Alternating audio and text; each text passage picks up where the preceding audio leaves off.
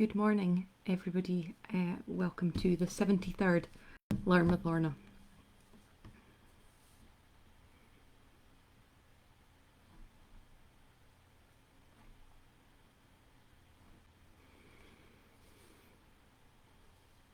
So welcome to the 73rd Learn with Lorna. It's nice to have you with me. If you're watching for the first time, please say hello and everyone will shout hello back to you. If you've watched every one of these episodes for the last 16 months or so, then say hello to me anyway, because I like seeing all your names coming up. For those of you who don't know, my name is Lorna. I am the Community Engagement Officer with the Highland Archive Service. The Highland Archive Service has 4 centres across the Highlands. We have one in Inverness, one in Wick, one in Portree and one in Fort William. So together the 4 of those make up the Highland Archive Service. This series, if you're new to it, is brought to you by High Life Highland at no cost to the viewer. High Life Highland is a charity registered in Scotland and there's no payment or subscription required to take part in this series of talks, but if you're able to donate towards our work, we really appreciate that, and thank you so much to those of you who have done so. I know I come on and I say it every week, but it really does make a difference to our work and we really appreciate it. Thank you for all your comments and lovely messages over the last couple of weeks when I wasn't live. Thank you, Jenny. I'm seeing your messages come up there. I know some people have been in touch asking for a photo of the wedding, so I will put up one photo in the comments of this after I've finished talking. But thank you for all the messages that came in. It was really appreciated. So this week we are continuing with the theme of transport and travel, and we're looking at someone who travelled from the Highlands across the UK and into Europe during one of the most turbulent periods of European and world history, World War I. We're looking at the life and the story of Christina Keith. So Christina Keith was born in Thurso in Caithness on the 12th of January 1889. Her mother was Catherine Jamesina Keith, so she was known as Katie. Jamesina is something that those of you who've got Highland connections will be used to. We have Jamesina, Murdoina, some of them that are much more common like Thomasina, things like that, but can be added to make a female name to almost anything. So her mother was Katie Jamesina Keith, who maiden name Bruce, and her father was Peter Keith, the solicitor and the bank agent. If this is sounding familiar to you at all, then it's because Christina was the oldest of Katie and Peter's children, and one of her siblings was David Barragill Keith, who I have done a previous Learn with Lorna on. If you want to go back and find out more about David Barragill Keith, then it was episode number 51 if you want to go back onto YouTube and have a look at that. Christina Keith went by the nickname Tiny or Teeny. I don't know how she pronounced it, but Tiny or Teeny right through her life. So she went through from her school days onwards. And David, when her brother, when he wrote to her during the war, always referred to her as that. Peter and Katie Keith believed very strongly in the power of education, and they encouraged all of their children to be studious and to have some connection to education and academia where possible. Christina embraced education and she absolutely thrived at school, and that comes across in lots of records relating to her.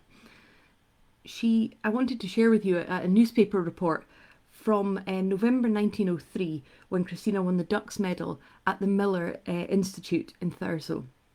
Her success was recorded in loads of different papers, everywhere from the Inverness Courier and the John O'Groat Journal to the Aberdeen Press and Journal, the Edinburgh Evening News, all sorts of places.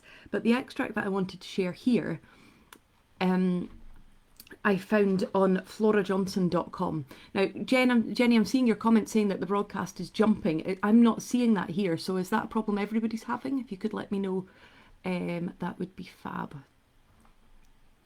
The extract I wanted to share here was from florajohnson.com, which is a website and a blog run by Christina's great niece, and I'll come back to that website later on.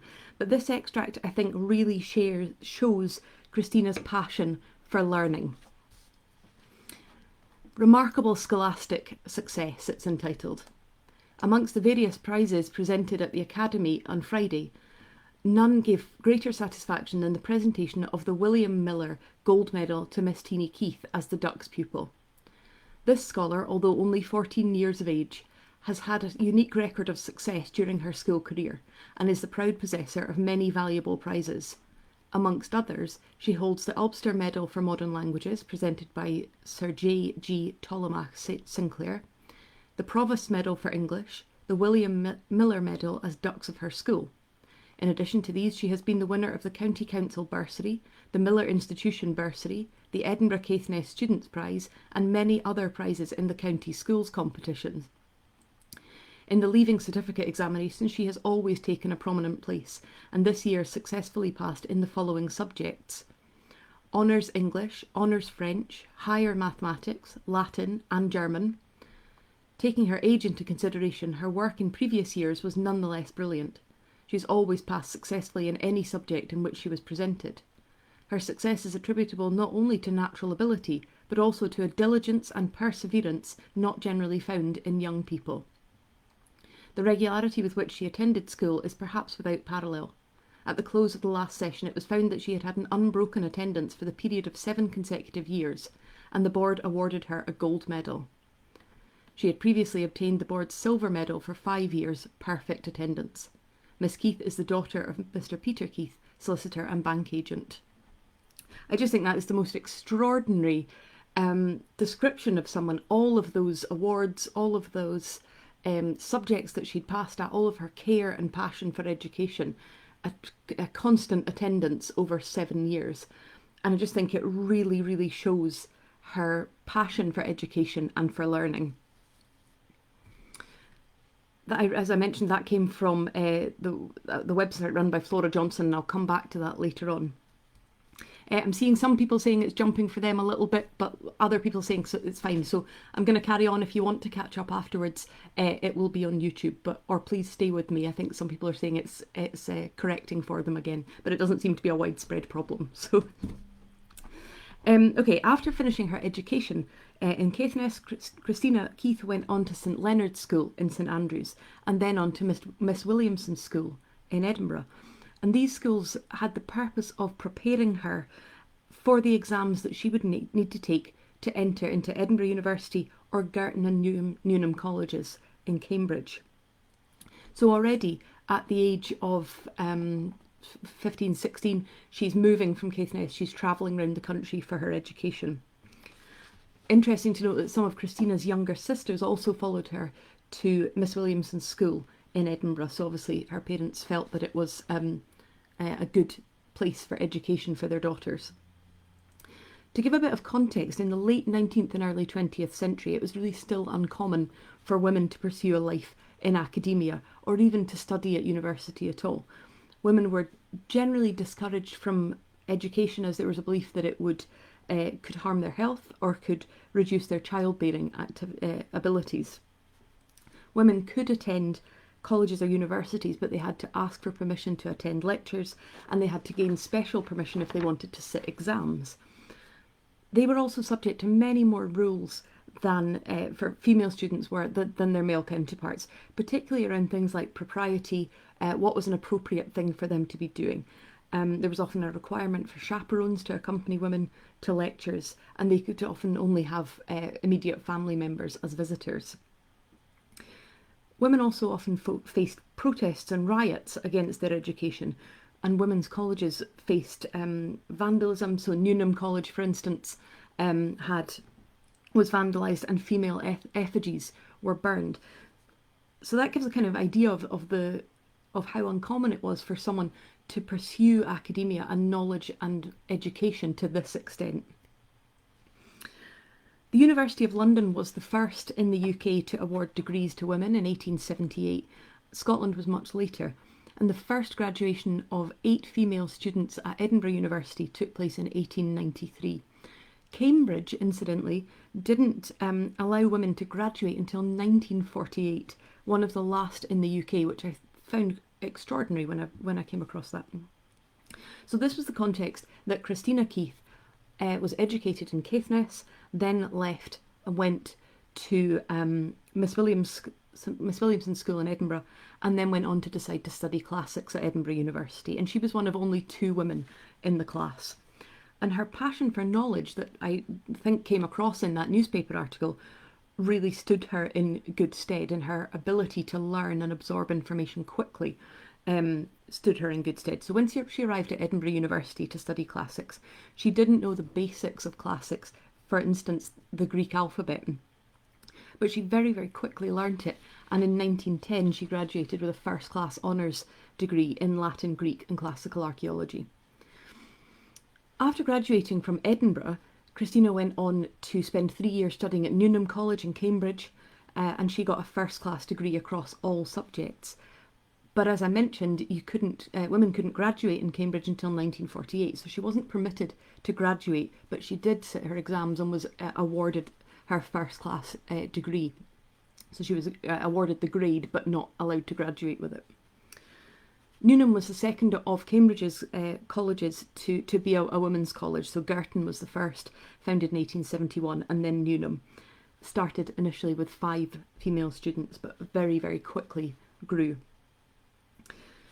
After finishing her university courses at Edinburgh and then at Cambridge, Christina was offered a place at Armstrong College, Newcastle, as a lecturer in classics, which I think is extraordinary if we're looking at a period where many women were not being educated to that level and certainly not allowed to graduate, to be offered a position as an educator at a university. I think was extraordinary. And she began teaching in Newcastle in October 1914. She was only aged 25, and by that point she had already travelled from Caithness to St Andrews to Edinburgh to Cambridge and got 2 first-class degrees under her belt by the age of 25. And she taught in Newcastle for 4 years, nearly for the duration of the First World War, while her brother was serving on the front line, which you'll remember if you watched the episode on David Keith. As she was working in Newcastle, she watched the city around her change to support the war effort, and in particular the university buildings that she worked in and around transformed into a military hospital. And students and friends and former students and other staff began to leave to serve in the Great War, and that obviously had a huge impact on her. In 1918, Christina was offered a role as tutor of classics at St Hilda's College, Oxford, but she decided not to take up the post immediately, and we'll see why after I remind you that this series is brought to you by High Life Highland at no cost to the viewer. That High Life Highland's a charity registered in Scotland, and there's no payment or subscription required to take part in Learn with Lorna. Okay, so we're in 1918. Christina has got all this education under her belt. She's been offered a role as a tutor of classics at St Hilda's College in Oxford. But instead, she decided to take up a role as a staff lecturer in Dieppe in France. And this was because the army had very recently set up a new education scheme run by the YMCA, and it was as part of that organisation that Christina set off for France.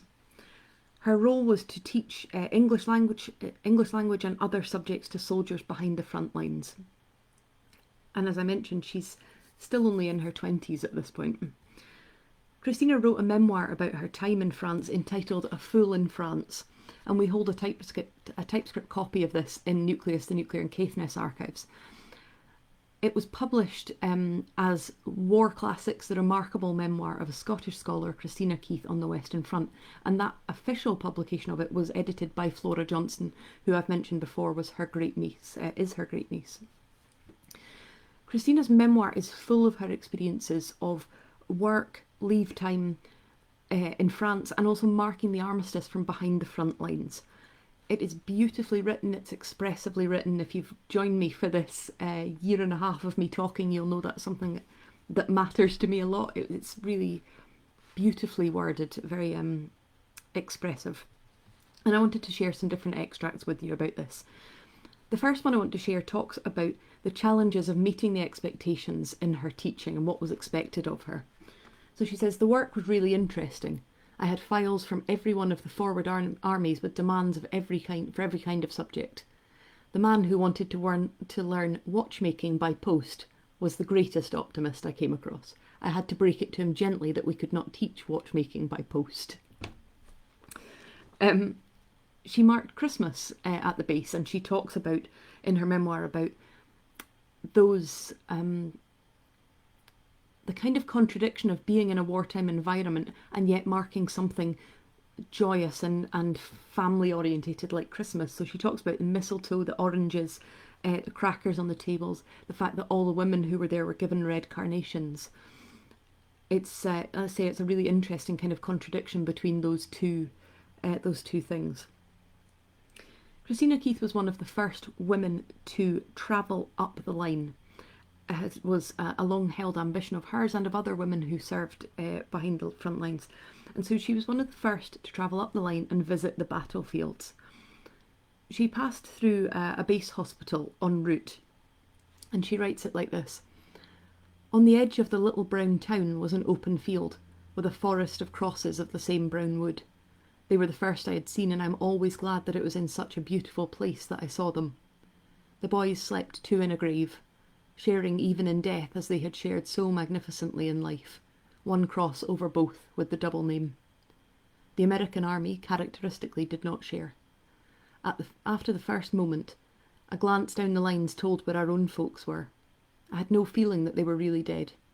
The military lines, the ranks, the officers lying apart, all of this gave an impression of an army asleep, but an army still. No smallest child would have been afraid to go into this cemetery. I think it was the absence of tombstones and inscriptions that did most to produce this effect. An inscription makes a person really dead. It is as conclusive as an obituary notice. It is the last word on him. But the last word had not been said over the boys who lay here. I think that is really beautifully written. That thought that the inscription on a gravestone really draws a line under a person, and that not being there made her feel that the army was still there, just lying asleep. I think it's beautifully written. She describes another cemetery close by in this extract. I thought at first that they were all Scotch. It seemed like a Highland brigade, but there were some others. Here was an English brigadier side by side with a VAD, the only woman there. And here was I, Highland born, like so many of them, standing empty-handed in their midst. Surely I might bring some message from the hills that were theirs and mine. I had no heather, and no tartan, but it was winter and there were snowdrops in crowds. So I laid snowdrops by every Highland cross, and by the officers I laid some carnations, and I hoped that the turf might lie as light on them. I'm glad to see people commenting and agreeing with me that just the way she words things is really beautiful. It's interesting that she chose snowdrops to lay on the graves. Snowdrops, of course, represent hope, being the first flowers to come through, break through the winter. And I don't know if she knew that when she chose to lay snowdrops on the graves, but it's particularly beautiful. She also recorded, speaking of flowers, she recorded in her memoir the closing of a hospital and the fact that the staff had all this money that had been sent by family relatives to care for the patients. But as the hospital closed, some of those patients had died, some had been repatriated, and the staff decided to use the leftover money to buy rose trees to plant on the graves. And she writes, I hope that they will blossom, red, red roses for the love that went with them. Christina's journey up the line was taken alongside another woman who she referred to only as the hut lady. They set off by train, meeting soldiers and officers along the way who shared stories with them, shared their experiences, told of their the places that they had visited and the things that they had seen. And there's 3 extracts that I wanted to share with you from this part of her journey up the line. Again, I think you'll find them very emotive. The land was cut across with trenches and strewn with debris of a massive kind, derelict tanks and wagons. There was no smaller debris, at any rate to be seen from the railway carriage, as a Chinese labour cord had just passed over this part and had tidied it up. I strained my eyes in memory to just where the Australian lines had been, just where the Americans had let them down, just how far the Germans had got, so that on our way back I might readily recognise them. Far as the eye could see, the land was desolate, no smoke from any house, no house itself. but so far it did not look unnatural. I was used to barren, bleak spaces bereft of human habitation, and this looked only as if it had been recently used and then suddenly abandoned. So she's comparing there the Highlands and Caithness and abandoned villages, and that if anyone is familiar with Caithness, they'll know there are wide areas of kind of desolate landscape, and she can see a comparison there, but obviously for a totally different reason. It was with a shock of surprise that I came gradually to recognise how the eye did lighten with relief as it fell upon the crosses. At the base where they stood in rows and looked across the sea to England, nothing seemed sadder, nothing more poignant. And here they were up on the line itself, coming to the eye like something normal, the one normal thing in this strange world. It was as if weary with looking on earth that was not earth, on grass that was blasted beyond recognition, on ruins that were uncanny in their desolation, on trees that were stark, on silence that was like the depth of a pit.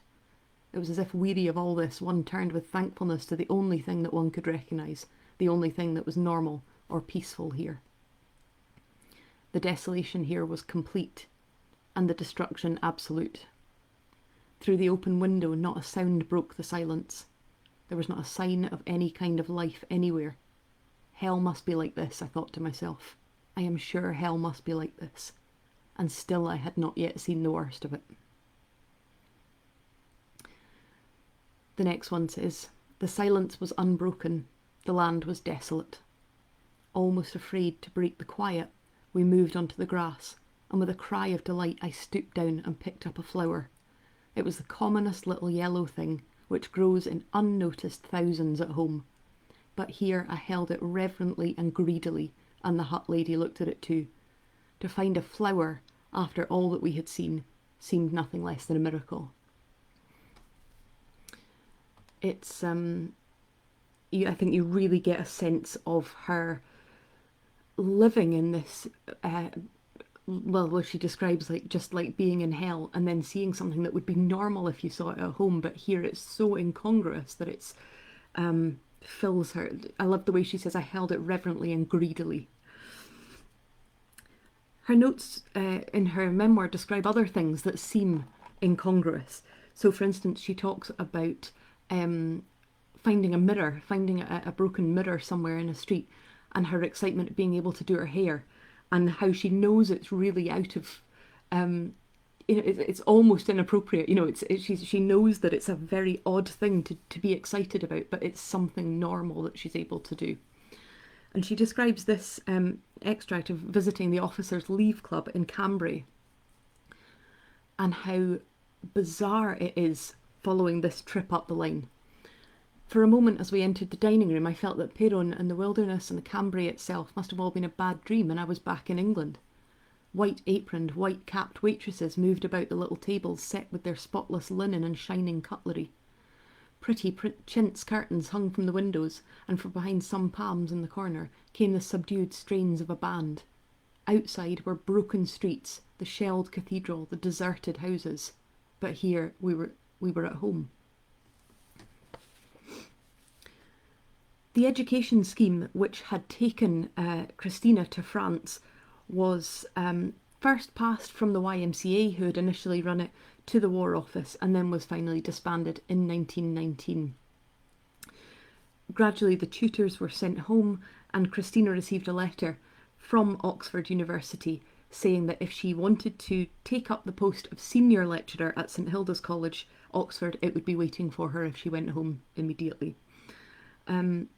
So we've seen, again, from her getting that education at a time when it was very uncommon for women to be educated at university level, to get those multiple degrees, then to be offered a post as a tutor. Now she's being offered a post as a senior tutor at Oxford University. And in her memoir, she talks about leaving France, and she says, the end was really coming. The men were going home, packing, boarding the ships. And her final thoughts about leaving France read like this. In the blue darkness, the lights gleamed, the lights of peace. The low sound of the sea sucking the Antonia's keel came up to me. French voices mingled with English. When the dawn came, I reflected, it would rise for me in England. France and all it stood for would be far behind me. She did leave France, she did go to Oxford, and she spent the remainder of her academic life as senior classics tutor at St Hilda's College, University of Oxford. In addition to teaching students, she also used the skills that she had learned teaching soldiers to teach inmates of Oxford prison. And it's clear that her experiences of living and travelling both in the UK and on the continent stayed with her, and so did the sites that she had come across in and around the battlefields. And you can imagine from her descriptions that that would be something that would never leave you. After she retired and left Oxford University, Christina Keith returned to Thurso in 1942 to retire, but that pursuit of knowledge and sharing knowledge didn't stop with her academic career. And I think we always see that in our collections, that if anyone has a passion for knowledge and for sharing, then that never ever leaves them. On her return to Caithness, Christina focused on her writing, and she published numerous newspaper articles on different themes to do with Scottish history and Scottish literature, and she wrote 3 books. One in 1954 was the story of Barragill Castle, which had been renamed the Castle of May, bought by Queen Elizabeth, the Queen Mother, and that was the castle that her brother David Barragill Keith had taken his name from. So she wrote a book about the history of Barragill Castle. Her other 2 books had a literary focus. One was a critical study of Burns, Robert Burns' poetry and writing, that was published in 1956. And one was a study of the life of Sir Walter Scott, published in 1964. So you can see across those 3 publications the importance of literature and knowledge, but also of Scotland and a Scottish identity. Christina Keith died in 1963. Her last book about Walter Scott was published the following year by her brother, and she's buried with the family in Thurso. The Christina Keith Prize, an academic award, was established at Cambridge University, her alma mater, of course, where she had gone after leaving Edinburgh in 1963, a lasting legacy within the university to an extraordinary trailblazing woman. If you're interested in finding out more about Christina Keith, then please do go and have a look at the website of her great niece. It's florajohnston.com. You can find out more about the memoirs, more about the process of taking those memoirs and putting them into a published book, and also about Flora's other writing, because she has continued Christina's tradition by writing about Scottish culture, Scottish history, Scottish identity. I hope you've enjoyed finding a little bit out about Christina Keith. I really think she's a marvellous woman. I love her turn of phrase. I hope you can join me next week. Next week I'll be looking at the Baillie of Dineen collection, which is another of my favourite large collections that we hold at the Highland Archive Centre in Inverness, so I hope you can join me for that one. I've uploaded episodes now till the end of the year, so do go onto our Facebook page and have a look. They're all programmed in now up until the 30th of December, so do have a look and see what's coming up. Thank you for joining me. I will go straight from here and put up a wedding photo so you can laugh at me in my dress. But a reminder that this series is brought to you by High Life Highland at no cost to the viewer. High Life Highland is a charity registered in Scotland, and there's no payment or subscription required to take part in this series of events. But as I said before, if you're able to donate towards our work, then we very much appreciate that. And I will see you next week.